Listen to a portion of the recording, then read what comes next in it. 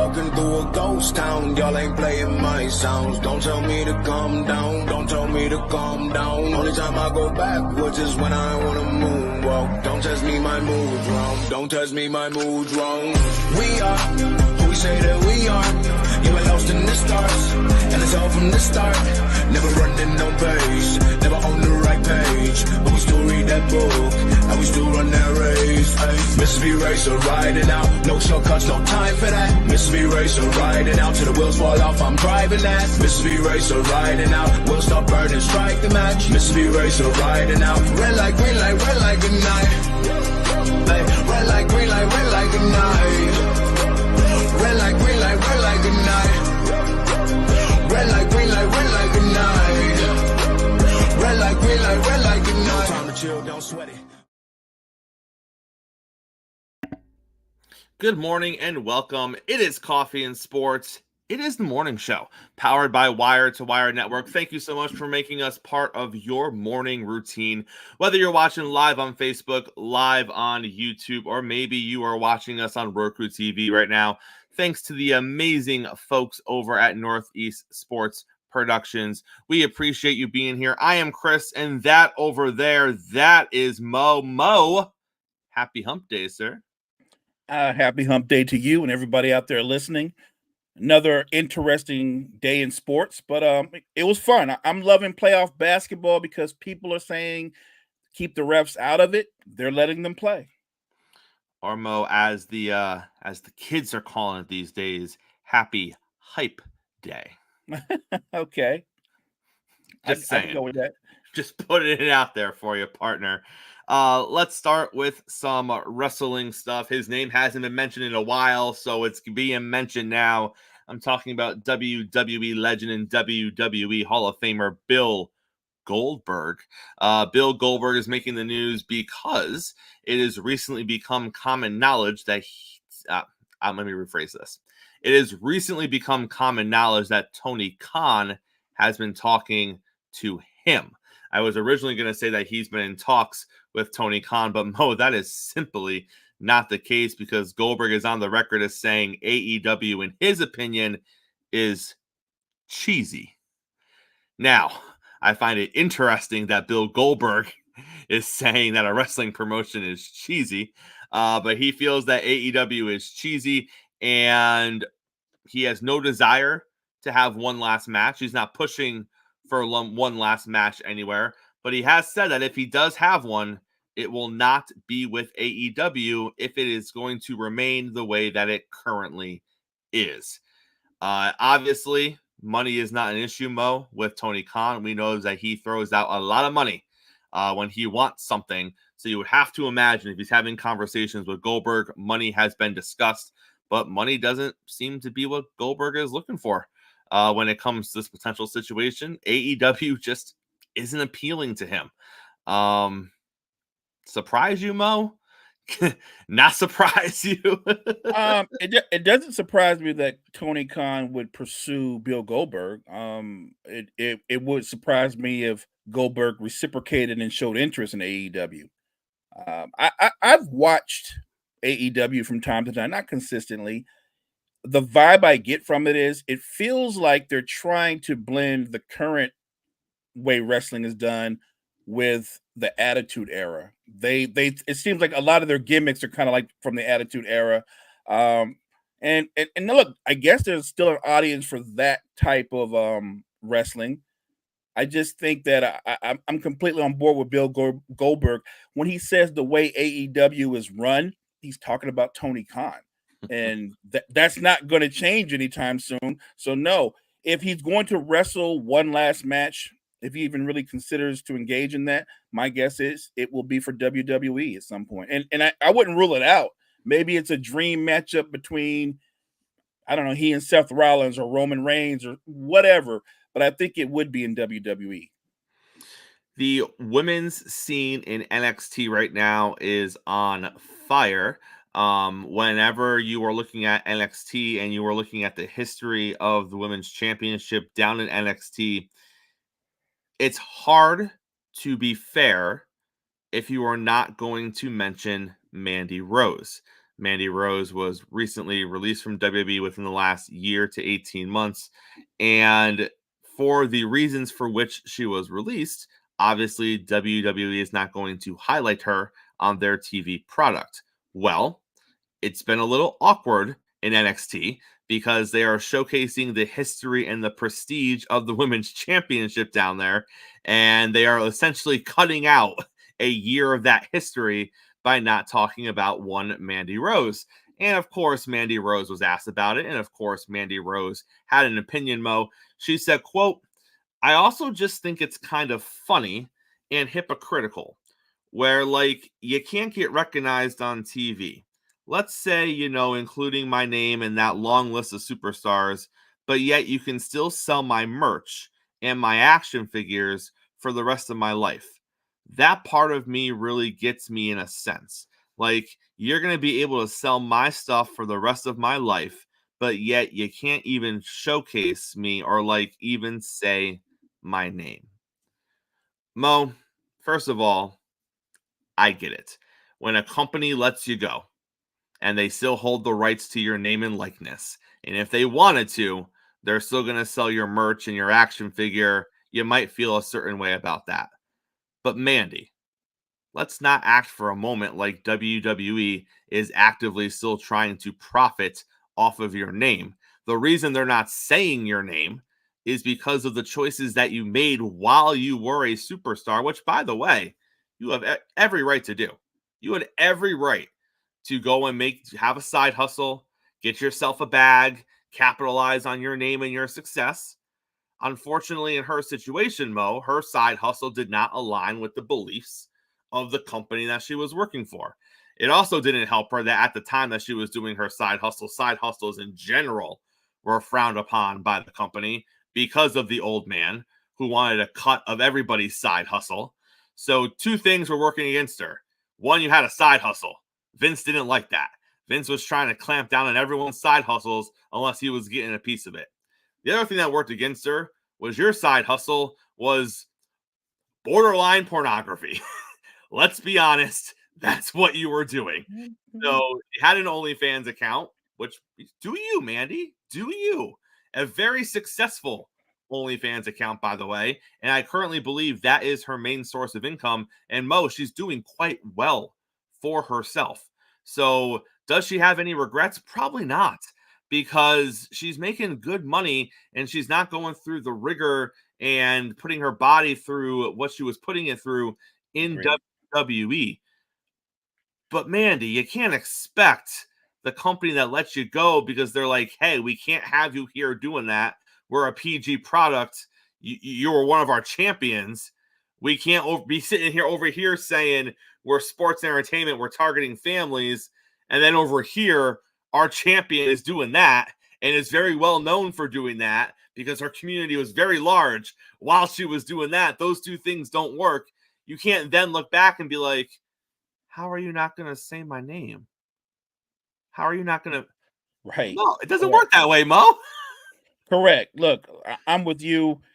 He has a huge OnlyFans following, but obviously with the OnlyFans content, that is not family friendly. It is not. And if you're WWE and you're promoting family, and you've gotten as far away from the Attitude Era, and let's just call it the saucy commentary and things of that nature, you can't. Yes, and man, look, some of the things Rock used to say then, I can't even imagine him trying to say that now. But yeah, she shouldn't be shocked that they don't mention her. They can't mention her. So I don't think she has an argument here. Maybe she can feel some type of way on a personal level, but on a business level, they're doing what's good for the brand and for the business. And Cool is right in the chat. If you really want to get back into wrestling, there are companies who will hire you. But I think she also realizes, Mo, that like, do I want to work for AEW? Do I want to work for TNA? Like, yeah, they'll hire me, but it's not going to come close to what you're probably making with the side hustle. So I'm just saying, do your thing, make your money. You're killing it. Like, it's okay. It's okay. I'm just saying. All right, Mo, you mentioned it at the top of the show. The NBA playoffs are rolling on. Let's go through what took place last night. First of all, the road teams finally got their act together a little bit. Let's start with the Dallas Mavericks. The Mavericks even up the series against the Clippers. Did you like what you saw from Dallas last night? It was a defensive game, and the Mavs did a great job of disrupting the Clippers offense. Look, game one, James Harden looked close to like almost MVP level James Harden. But in where we are right now in his career, that's more exception. That's not rule, right? And when Big Z goes for 20 points and 15 rebounds in game one as well, and he looks like Joker. You know what I mean? Like, is that going to happen again when he averages really more like 10 or 11 points a game? No, those are anomalies. I thought the Clippers came back to earth. The Mavs couldn't have played worse in game one. The Clippers could have played better. This game, both teams didn't shoot great. The Clippers only shot 36% from the field, but where they killed themselves at, Chris, they shot 26% from three. The Mavs shot 42% from three. The crazy part is this game shouldn't have been as close. Dallas missed 10 free throws inexplicably because they're one of the best free throw shooting teams in the NBA. I just thought that Luka controlled the pace of the game. He and Kyrie were so big down the stretch. I said it before the series started. The Mavs are going to have the two best players in this series, and they do. And I'm saying that strictly on the fact that I know, even though he played last night, Kawhi Leonard's not healthy. He's not 100%. What you're going to get is a lesser version of Kawhi Leonard. If you get a lesser version of Kawhi Leonard, not Harden, not Paul George, they don't have anybody out there that's better than what the Mavs can put out there with Luka and Kyrie. And both of their stars, nobody on the Clippers can really slow them down. They pretty much can do what they want. So when you try to stop the Mavs, it's really about slowing them down, but not letting the others get involved. I thought PJ Washington, he hit so many big threes and made timely defensive plays. Dallas did what you're supposed to do, right? You go on the road. The idea is to get at least a split. They did that. And now, to me, they're in control of the series. Quiet return for Kawhi to the lineup last night, 15 points. Despite the knee situation, there were some good signs, I feel, Mo. He had a handful of steals. He had a handful of hustle plays where you're like, okay, he's working. He's getting to that next gear. Obviously, having not played basketball since, I believe, the end of March. 21 days. You look at it, and it's going to take a minute. Obviously, you wish this came, 2 weeks ago, the last 4 or 5 games of the season, so he'd be primed and ready to go for the playoffs, but he's clearly not going to be 100%, but at the same time, he wasn't hobbled out there. So that is a positive if you are the Clippers. And at the end, you got Coach Ty Lue saying, listen, we're in good shape. They came in, won a game, and we just didn't play our best in that game. Okay, that's definitely half full mentality. I'm okay with that because you didn't say anything wrong. You played a really poor game, and they won the game you played really poorly in. Don't do that again. Don't play really poorly, and you're going to be okay in theory. So I have no issue with what Ty Lue said, but we'll see. That series is evened up. The other series that is evened up is the Pacers and the Bucks. Mo, I believe you said it yesterday. The Bucks played great basketball in game one. They played really, really good basketball in game one. And you said that you just weren't convinced they were going to come out and have the exact same performance in game two. And if they didn't, it was going to open the door for the Pacers to even up the series. Well, they played all right in game two, but they didn't come out and have the same performance. And here we are, the Pacers even up the series. What did you like from the Pacers last night? I like that they were able to get out and run. When the Pacers, when they control the pace, when they get out, when they play fast, when they can speed the game up, especially against an older, slower team, then it opens up not just driving lanes, but the kick and shoot lanes. Look, because like I said, Indiana doesn't play defense at a high level. Their whole mantra is, we will make more shots than you will when it's all said and done. And if you play at our pace, we will beat you. I thought Milwaukee did a good job in the first half, but then Indiana broke out and they sped the game up. And I thought because Halliburton seems to be, I don't want to say unhealthy, but he hasn't been the same player since late in the season coming off the injury that he had. He looked better yesterday or last night, but I thought they did a good thing of taking him off the ball and allow other guys to create and initiate offense. So look, I still don't know where this series is going because ultimately I think Giannis will come back at some point, but the longer he's out, the more opportunity Indiana has a chance to seize control. And look, they did their job. Like we said, another road team breaks through. They get the split. They go back home. They're going to be at their home, their arena, their fans feeling good about themselves. So right now, advantage Indiana. And then we have the Phoenix Suns, Mo. It wasn't great after game 1. We're not feeling any better after game 2 if you are a fan of the Suns. Man, the Timberwolves, if you're a casual NBA fan and you're just tuning in for the playoffs and you're like, Timberwolves seem to have a pretty good defense over there. Maybe the Suns just aren't that great. It's definitely a little bit of both. Is it not, Mo? It is both. I think the Timberwolves have the best defense in all the NBA. When you look at what we talk about Anthony Edwards, we talk about the highlights, we talk about what he is as an offensive talent. As a defensive player, I think he's one of the better wing defenders. But Jaden McDaniels, to me, Jaden McDaniels should make first team all NBA. Jaden McDaniels, he got so much into Devin Booker's head. I think Devin Booker was tempted to take a swing at him. He was being that physical. Yeah, but the Phoenix hasn't had a point guard all year long, and which is why all year long I said they're not a serious threat to go anywhere. They're not going to go anywhere. They're not going to win this series. At the end, Minnesota. Here's the thing about Minnesota, Chris. They struggle to score. Right? They're not a high scoring team. Everything is predicated mostly off of what Anthony Edwards does. He didn't even have a great shooting night. Like he struggled. He didn't have a great shooting night, but he got picked up by his teammates. Gobert played well. Jaden McDaniels played well. Alexander played well off the bench. I just think when you look at Phoenix and the lack of continuity that they have offensively, it's not surprising. You have 3 guys who can get you 30 points on a given night, Chris, and you're thinking, well, at a minimum, 2 of them are going to have 25 or 30 if one of them struggles. But when they're all around 16 or 17 points a game, you have lost that game, guaranteed. And Minnesota has been physical. Again, like I want to point out, they are allowing guys to play more in the playoffs defensively than they ever do in the regular season. And when you can get into Kevin Durant's body, when you can challenge his handle, which I said they would do, and they have because he has a high deliberate handle, he's going to struggle. When you can be physical with Devin Booker, he's going to struggle. I don't worry so much about Bradley Beal because he's going to struggle because it's the playoffs and that's Bradley Beal. I think Cleveland, at best, I think the Phoenix Suns might win 1 game. If they get swept, though, that would not surprise me. You go out, if you're Phoenix, you put up 95 in game 1. The offense struggled. The offense sputtered at times in game number 1. The defense played great on the other side. You come into game 2 and you put up 93.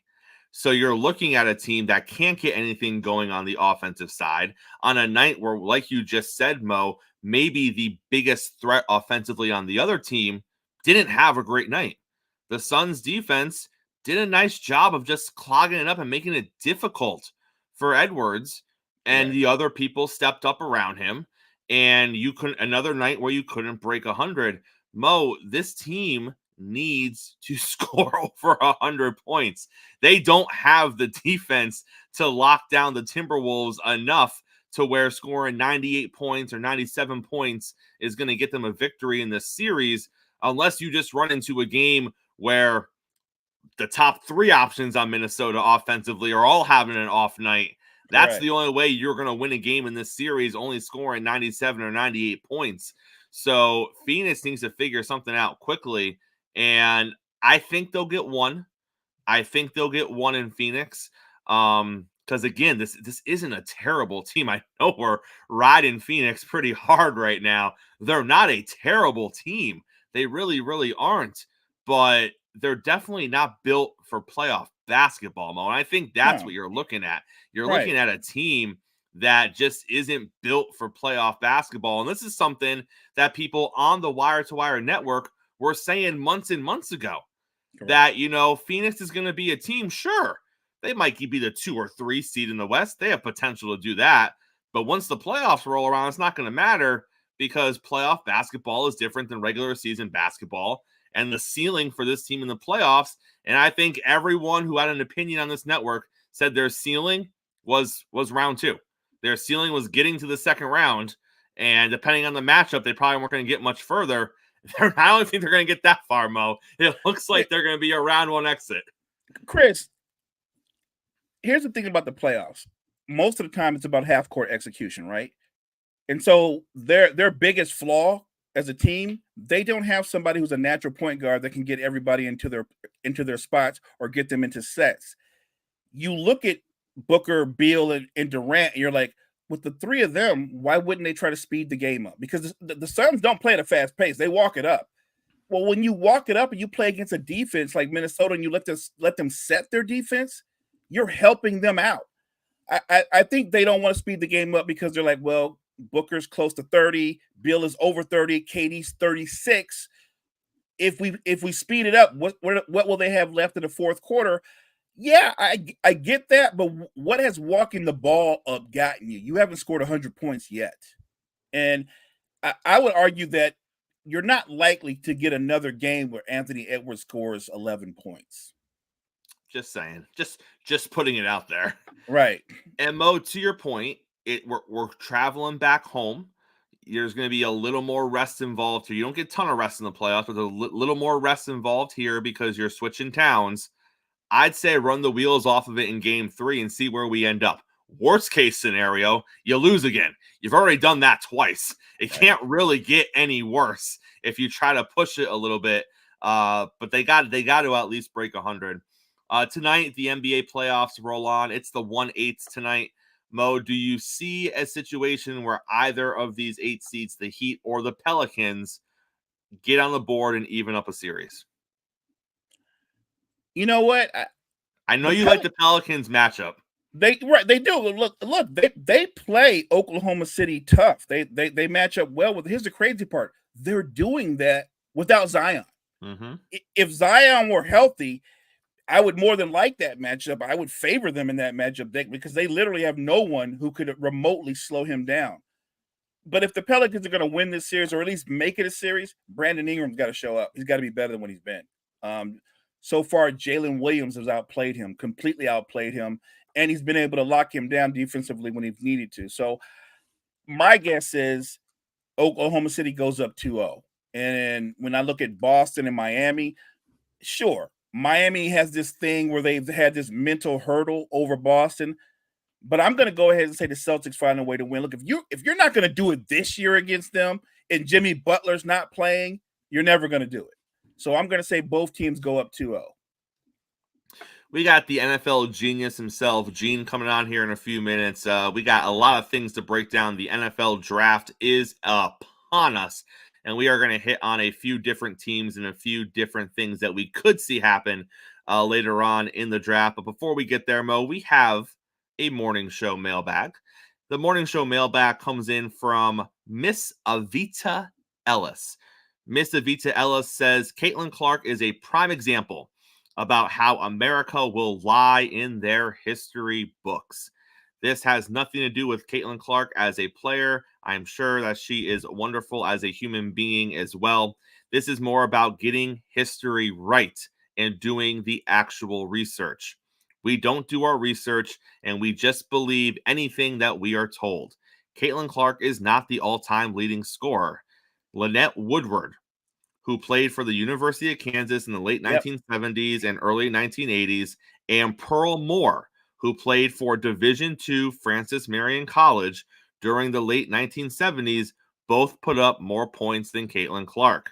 Woodward put up 3,649 points, and Moore scored an astounding 4,061, despite neither of these women benefiting from having a three-point line. It's great that basketball has evolved. It's great that Caitlin Clark is having success, but it is ridiculous that we are not acknowledging the true women who empired college basketball and women's athletics as a whole, and that is a complete disgrace. That's a lot to unpack there, Mo. There's a lot to unpack in that from Miss Avita. Let's start by saying this, Mo. factually, she's not wrong. What she said was correct. Both of those women scored more points in their collegiate careers than Caitlin Clark did. But now let's look at the issue. Issue number one of them was Division 2, not Division 1. So Caitlin Clark is a D1 athlete. She is playing against D1 talent. And if you know anything about college sports, when you start talking D1 compared to D2, we are not having a comparable conversation anymore as far as the level of the talent that you are playing against across the board. Like, you think there's some bad D1 schools out there, Mo? Go and look at some bad D2 schools. Correct. I mean, when you're talking bad D2 schools, you're talking about schools like, yeah, we have a basketball program. And that's it. That's the conversation. Yeah, we do that. We play that sport, and then you move on because it's not really relevant to what we are doing here. The other conversation, the other talking point here, Mo, is the formation of the NCAA. The NCAA acknowledges that we do not recognize records that took place before the NCAA formed.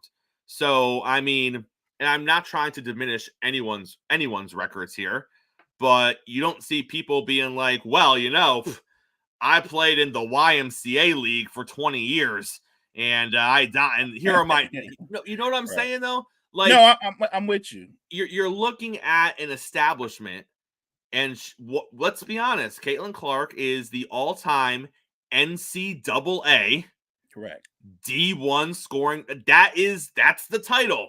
Like, they qualify what she is in the title she's given. It's in the NCAA, and it's in Division 1. I'm not saying that, Mo, that these two women athletes didn't achieve amazing things. They did, but they didn't do it in the NCAA, and they didn't do it in Division 1. Now, I understand where some people who are supporting these women are like, well, wait a minute, because now you have fans of Caitlin Clark being like, she's the greatest player in college basketball history. No other woman in college basketball, no other man in college basketball has ever scored. I get it. That part's not accurate. But that is fans just not understanding the history of college basketball.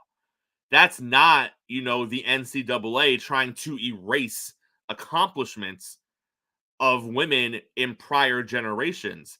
That's just not the case.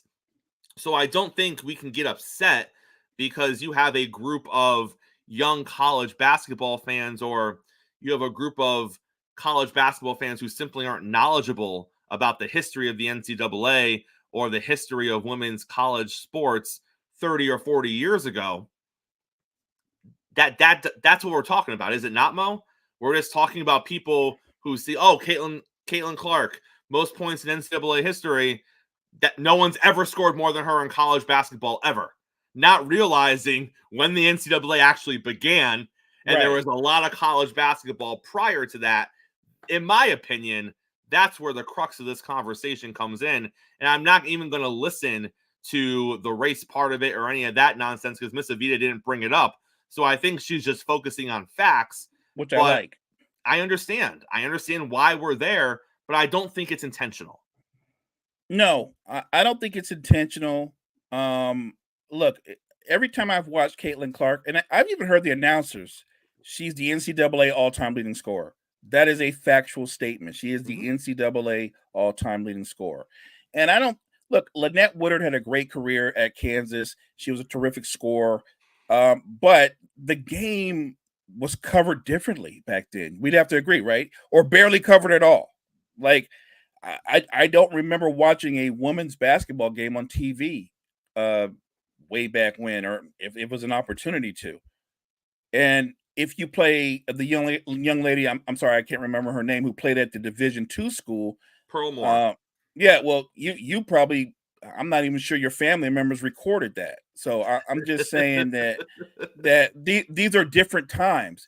And while yes, the older people, us adults, who you can say, well, you guys can look back, you can study your history, and you should know about Lynette Woodard. I do. I also know that she's the first female globetrotter. I know those things about her, but I don't think the NCAA is going out of their way to not acknowledge Lynette Woodard or not acknowledge Cheryl Miller or not acknowledge any of the great female athletes of the past.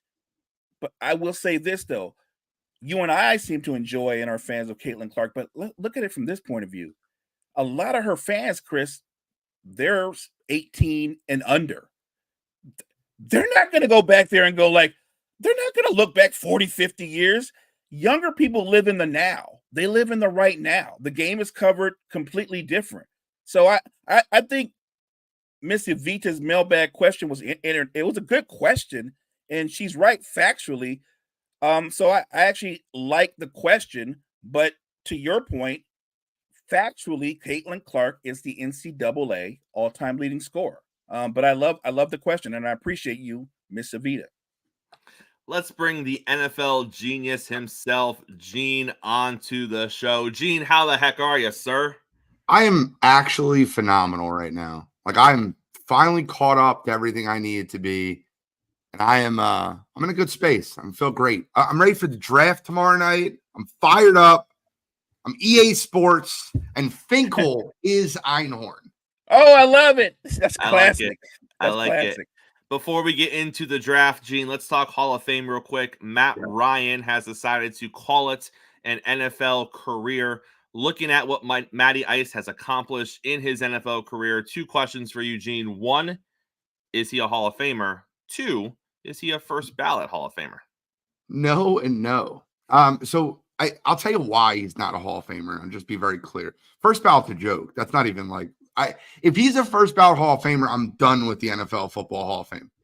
Just start there. Second, here's my argument for anybody that will say Matt Ryan's a Hall of Famer. I have 2 arguments for it. And I look at the best player that's not in the Hall of Fame as a quarterback, and let's just say Donovan McNabb. Would you say that Matt Ryan had a better career than Donovan McNabb? Bigger impact? No. Not in the Hall of Fame. And then the second criteria I take is give me a modern day quarterback. And what I mean by is 84 draft and further, after that Marino draft and further, that is in the Hall of Fame that Matt Ryan's better than. And I can't find one. And when you look at it that way, I think the answer is very cool and calm, collective. No. 1-time MVP in Kyle Shanahan's offense, 0-time Super Bowl champion. The answer would be no. And Mo, that's okay, right? Like, I think we live in a world where when you look at someone that had the career of Matt Ryan, and he was a good NFL quarterback, and he had great seasons as an NFL quarterback. Like Gene just said, he was an MVP. He went to a Super Bowl. Did he go to 2? I think he went to 1. The one. He went to a Super Bowl. He has seasons where he was top of the league in passing. You look at his career, and there's moments where you're like, he was a great quarterback. You look at his entire career, like, he was a good quarterback. But Mo, we don't need to let every above average player into the Hall of Fame. And we have this conversation all the time. Good can be a qualifier for a conversation. Great should be at least the qualifier to even be lining up to get in the door. And I think even in some situations, great may not be enough, or it shouldn't be enough to get you through the door. And we're talking about good. And Mo, there's people who are dying on the Matt Ryan hill. And I'm like, really? This is the hill we're going to die on for this guy? And to Gene's point, you got a guy like McNabb, who I think across the board accomplished more in his career than Matty Ice did. And no one's dying on that hill, Mo.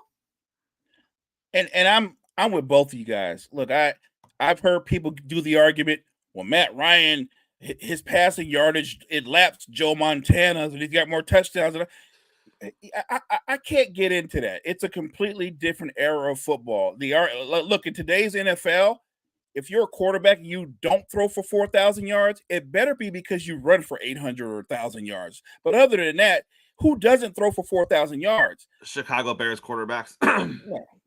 Well, most said it perfectly, though, in today's NFL. And that's the only argument you have for Matt Ryan is inflated stats. And those inflated stats aren't going to look inflated 15 years from now, 20 years from now, when you're seeing that at a larger scale. Matt Ryan's not a Hall of Fame quarterback.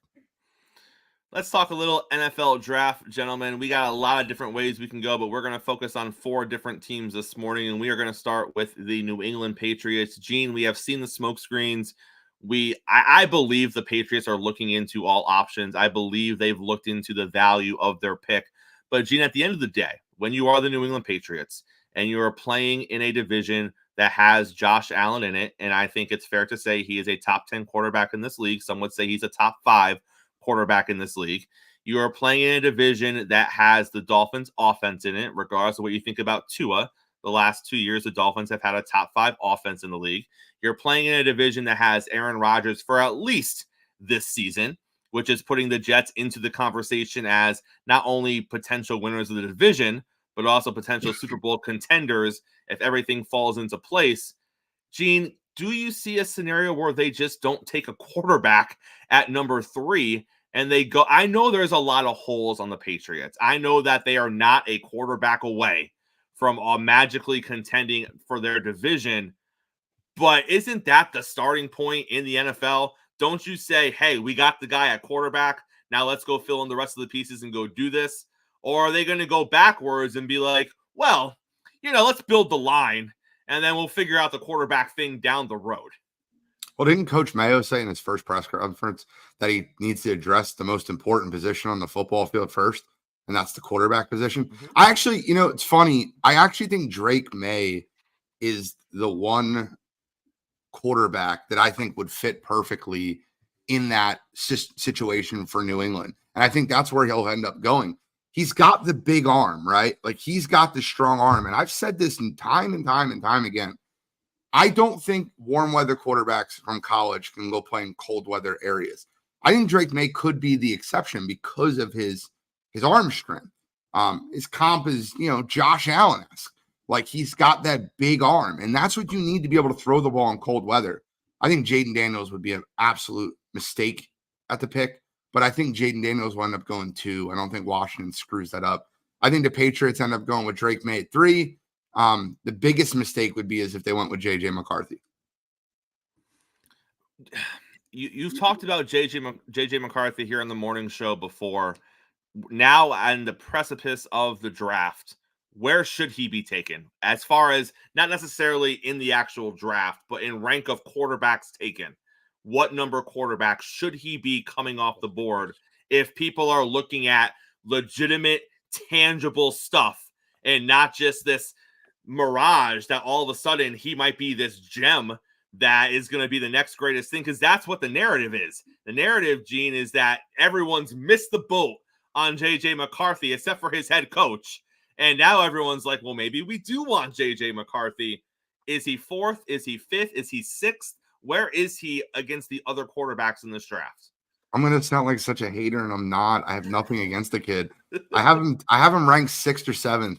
I really have him 7th, if I'm being completely honest. It's between him and Bo Nix and Spencer Rattler, between 5, 6, and 7. And I just think that Bo Nix can run an NFL-style offense better. And I think that Spencer Rattler has a higher ceiling. So that's kind of where I have them 5, 6, and 7. My top 4 haven't changed. It's been Caleb, Jaden, Drake. And then my 4th is Michael Penix Jr. because I feel like he can throw the deep ball elite at the next level. Like, when you look at Michael Penix Jr., right? And I don't mean to go too far off the deep end, but tell me why he can't be what Tua is. And like what and if you put him in an offense like Mike McDaniel's offense, the way he throws the deep ball, I actually think he could be better than Tua in that offense. Now, I'm not saying he's better than Tua as a prospect. He's not. But I use that as an example because could you imagine giving him burners on the outside and letting him throw the deep ball like he did at Washington?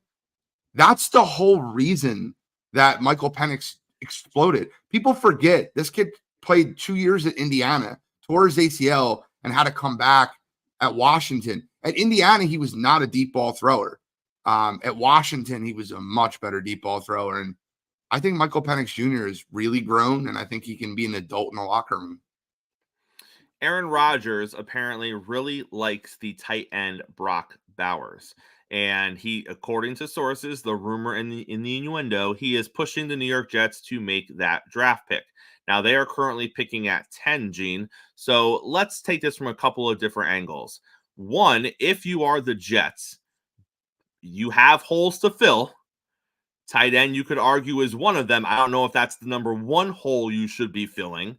Do you give in to Aaron Rodgers if he is being as adamant as the reports are saying that he wants Bowers on his offense?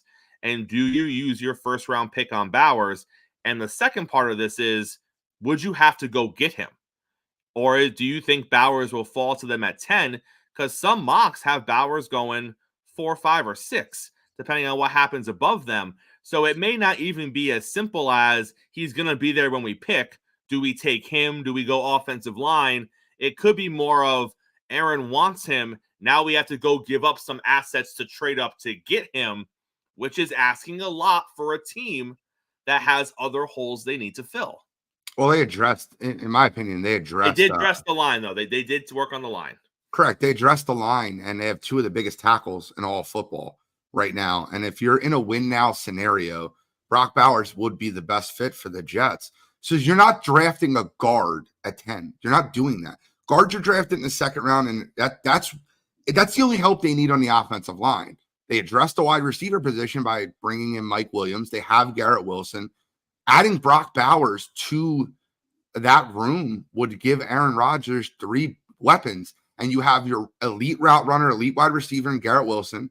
You have your big play guy, Mike Williams. And you have your check down across the middle blocker, leader, George Kittle-esque, and Brock Bowers. I love that pick for the Jets. I don't understand why they wouldn't do it. And Aaron Rodgers pressuring them into doing it, okay. It's Aaron Rodgers pressuring them into doing the right thing. Do you trade up to go get him? Depends what it takes. I think the Jets, we can all agree that Aaron Rodgers has won at the very most 2 more seasons in him. So, I don't necessarily believe that you can give up draft capital when you're not going to have a quarterback on the roster to win now in 1 year.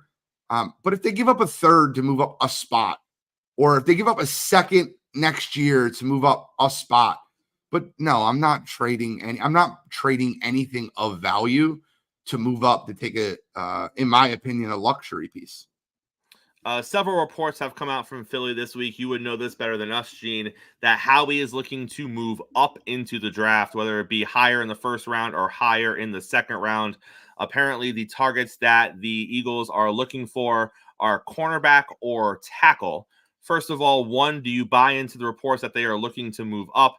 And if you do, who do you think they could be targeting at the cornerback or the tackle position if they are able to find a team to move up with? Okay, so let's just be very clear. Every year, you're going to hear reports about Howie Roseman wanting to move up or move down. He's like a guy that plays Madden and he has to trade. He has way too much fun. This is the best time of the year for him. So he loves his name being in the media, being talked about him making trades. So let's be clear there. You're going to hear that every year. Now, let's talk about targets. You're not moving up from 22 to 15 to 12 to 10 to draft a tackle that's not going to play for them this year. Correct. You can't do that. You have the best right tackle in football, and you have a young, promising, probably top 5 tackle on the left side. So, there's one game-changing tackle in this draft, and it's Joe Alt. That's it. And you got to move up to 8, 9, or 10 to get him. Then there's 3 tackles that are exact same player that you can get between 10 and 22. You're not moving up for that. Now, where they could move up is for the cornerback position. I think they love Quinyon Mitchell out of Toledo. And that's a Howie guy, right? And I'm going to tell you why he's a Howie guy, because no one knew who Quinyon Mitchell was 2 months ago.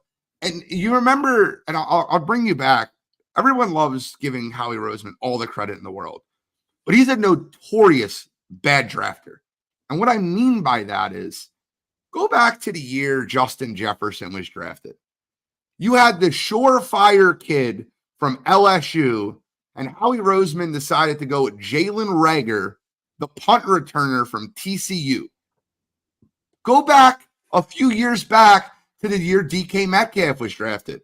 Well, he's not a great route runner. You're sitting at pick 57. He went with the jump ball guy out of Washington in JJ Arcega-Whiteside. It's he loves to try to find guys that are just off the radar. That's a Howie guy. Quinyon Mitchell is a Toledo kid, a Maction kid. And I think that if they trade up, it'll be for Quinyon, because Howie will be like, we've scouted this guy since he was a high schooler. And like, that's the way he'll play it. And that's who he is. So I don't think the Eagles will trade up. I actually think there's a better chance they trade down. But yeah, it's every year in Philadelphia. Last year was B. John Robinson. We're trading up with B. John Robinson. It was. We got to get up to 6 to get Bijan.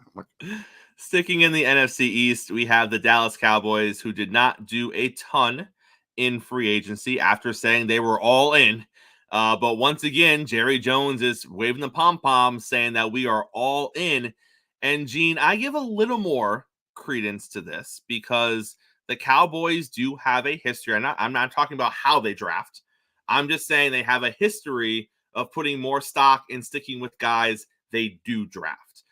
Jerry Jones seems to be of the mindset that he is a wonderful evaluator of talent and that he can just get these diamonds and these gems in the draft, and then they don't have to bring in big free agents because they've drafted their guys and they're going to roll with them. Now, I don't know how you can go all in necessarily in the draft. You kind of have what you have. I don't see the Dallas Cowboys really making swings and throwing assets out to do anything game-changing.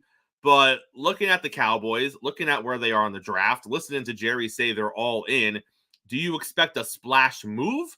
Or do you just think they're going to try to do what every other team does and just have a good draft? Well, it's funny you bring that up. And here's my point, right? I hate saying this. Like, my stomach is going to curl saying this. But Jerry is a good evaluator of draft talent. Go look back at the last 5 or 6 drafts. Is CeeDee Lamb a top 3 player in his draft? He got him at 17. Is Micah Parsons a top 3 player in his draft? He got him at 10. Is Deron Bland a top 5 player in his draft? He got him in the 5th round. I got to give credit where credit's due. They draft well. I don't think Mozzie Smith was the greatest pick last year in the 1st round, but hey, he's a defensive tackle that helps stop the run. I don't think I can discredit Jerry's drafting because they constantly hit on their draft picks. I'm not one of those guys that just blindly hates the Cowboys. I do hate them, but I have to admit, and give credit where credit's due. And he drafts well. And if they target someone, if someone's slipping and they target someone that's falling down and they think they can really help their team, Jerry will make a move to go up and get them. Gene, where do you see the Dallas Cowboys quarterback situation playing out? We talked about this a few weeks ago. Jerry said that we all know where Dak is. We're aware of the situation, and he just kind of made it seem like we're going to put it on the shelf. Do you think that Dak's performance and the team performance this season is going to have a direct correlation to what comes next for Dak Prescott?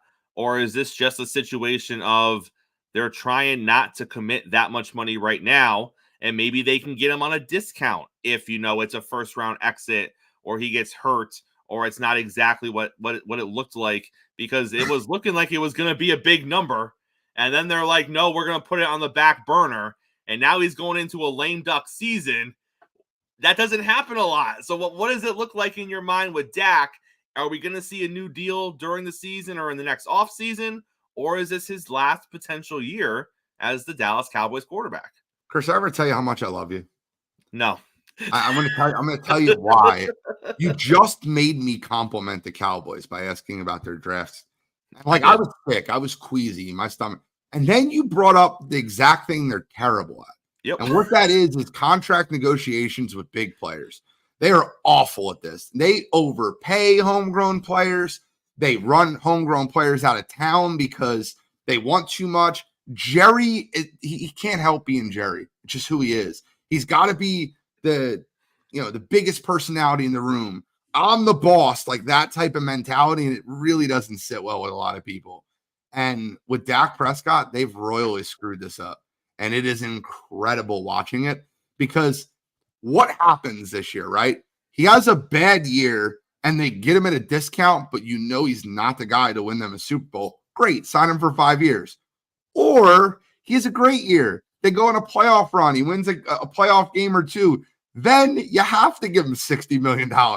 So, like, it's a lose-lose scenario. They screwed the whole thing up. You give me a situation where that makes sense for Dallas to not have this guy signed already. They should have signed him on the extension before last year. That would have been the hindsight move. Hey, he's working McCarthy. Look at his mechanics. We're going to have a top offense in the league. Sign him now. Get him for 50. Now he has this year where he's runner up for MVP. So it's 60. Can you imagine if he goes out and has a great year this year? Oh, I almost root for him having another great regular season and like something weird to happen where they lose in the playoffs. I never want them to win. And then they have to give this guy $60 million. I would love it. Love every minute of it. Gene, before you get out of here, what's going on the Wire to Wire Sports podcast tonight?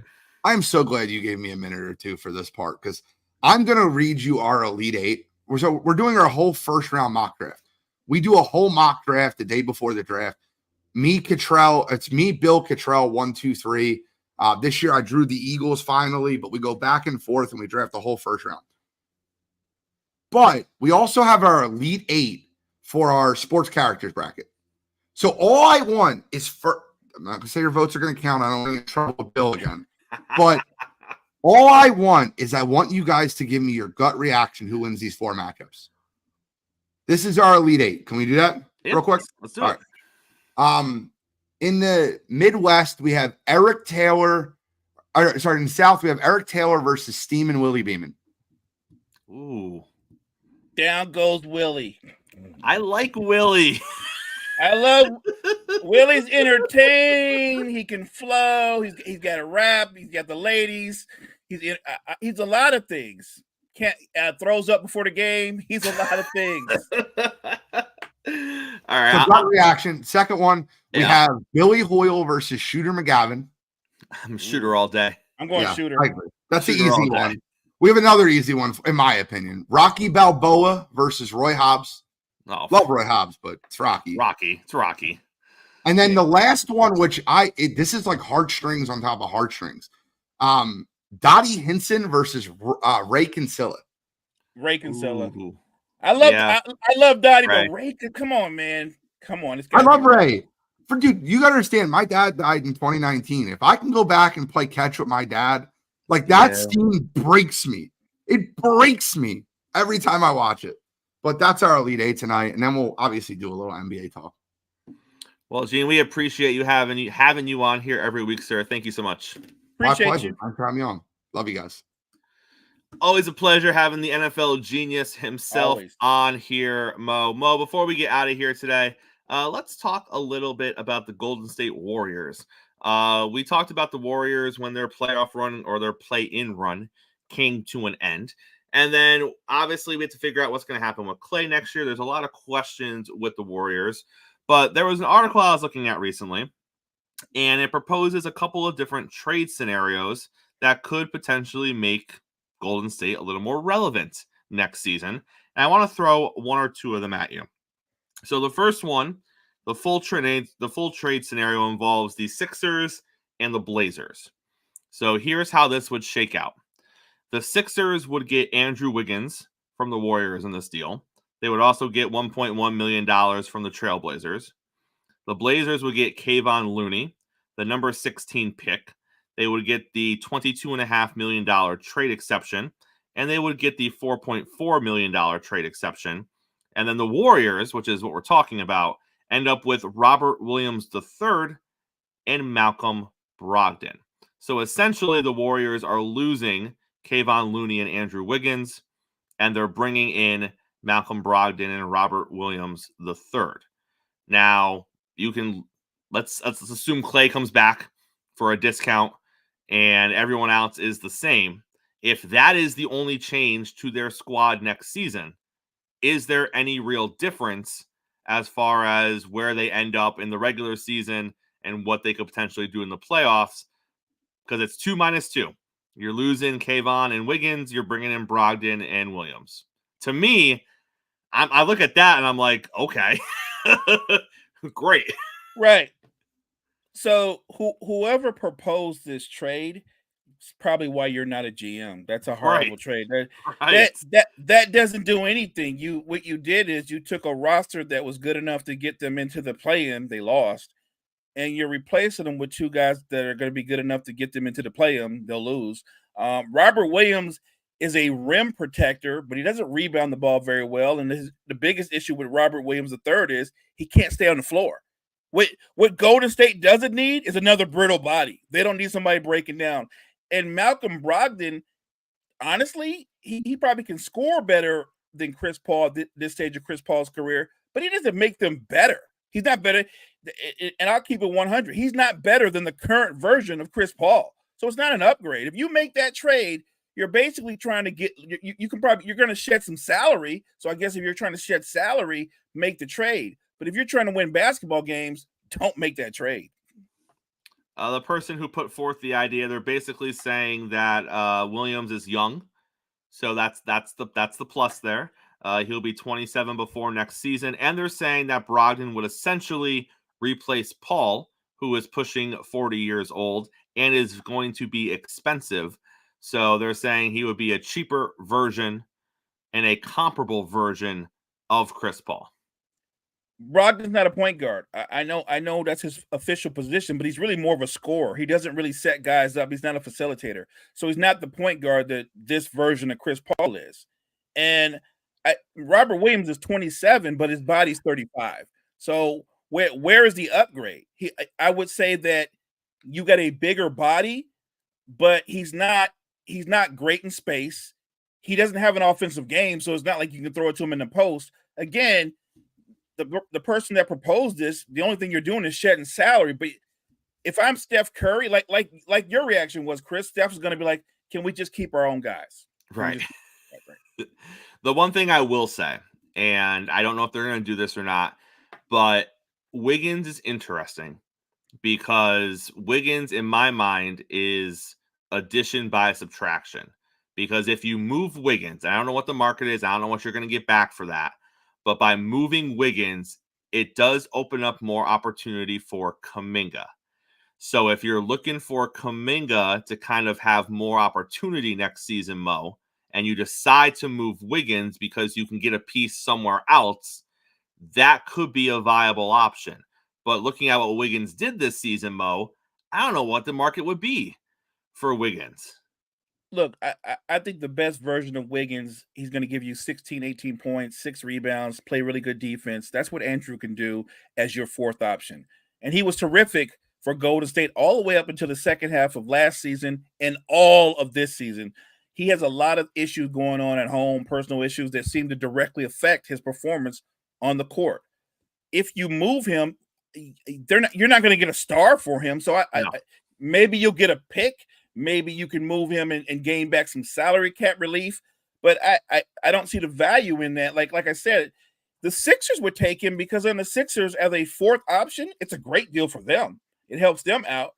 And don't forget, Wiggins is not old. He's 28. He's 28 years old. I don't know what Golden State does going forward, but I can tell you that this trade doesn't help them. Great show on a hype day, not just a hump day. It's a hype day. Close us out, Mo. I love it.